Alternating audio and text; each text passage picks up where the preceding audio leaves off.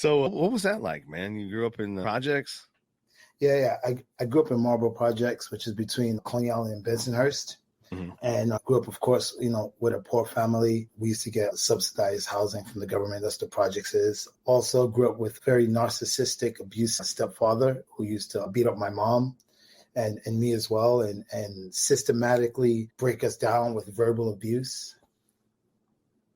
Yeah, man, that's rough, brother. I think that's pretty common though, man, because I know my dad was kind of like that, and there's a lot of folks that I run across that have childhood trauma issues like that, man. Sucks. How'd you handle it? How'd you deal with it? Did Oh you man, go? it was crazy because a lot of times when your stepfather or even your parents, when they're kind of like saying stuff like you should be dead, you're going to be in jail, you'll never be successful, everything you do you'll be a failure. Most parents say this, they say it out of anger, but he said it, he wasn't always angry when he said it. A lot of times it was like, how was your day at school? Oh, it was okay. He goes, you're going to be a failure, right? So he would try to drill this into your head so that you would believe this eventually. And the reason he did that was because he was illiterate. So my stepfather couldn't read, he couldn't write, but he was a master carpenter. And because he had this amazing skill, he was able to get by in life, right? Because he was the best of the best at what he did. But yeah, as a kid, it was really hard. So I had to find outlets for it. One was I started in a gang very early age. By 13, I already owned 6 guns at 13.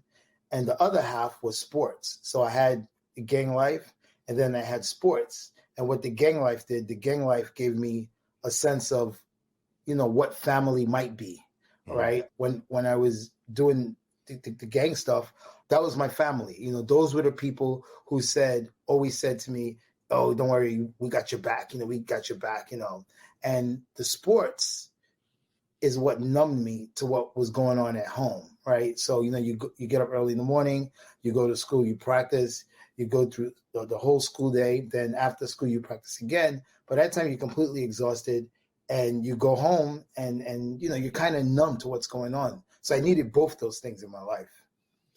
So did all of your peers in the gang, did they sort of have similar lives at home as yourself or experience, Yeah, pretty much, because we're all from the same projects. So I don't know anyone who was part of it that had like the good life. Yeah. Like everybody was going through some crazy stuff, whether it was with their parents or school or whatever.